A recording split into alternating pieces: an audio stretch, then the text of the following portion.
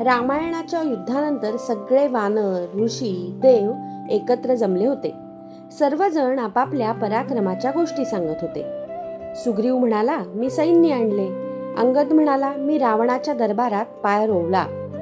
Null आणि नील म्हणाले, आम्ही सेतू बांधला. सगळ्यांनी आपापले योगदान सांगितले. मग कुणीतरी विचारले, हनुमंता, तू काय केलेस? हनुमंत शांतपणे म्हणाले, मी काहीच केले नाही. राम होते म्हणून सीता सापडली, राम होते म्हणून लंका जळाली, राम होते म्हणून युद्ध जिंकले. मी तर केवळ एक निमित्त होतो. सभेत शांतता पसरली.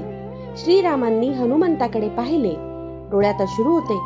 राम उठले, हनुमंताला जवळ घेतले आणि म्हणाले, ज्याला स्वतःचे श्रेय नको त्याच्याशिवाय माझे कार्य पूर्णच होत नाही.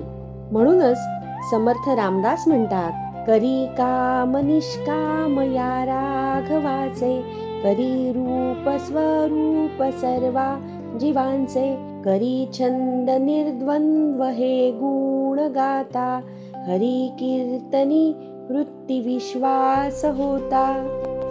श्रीराम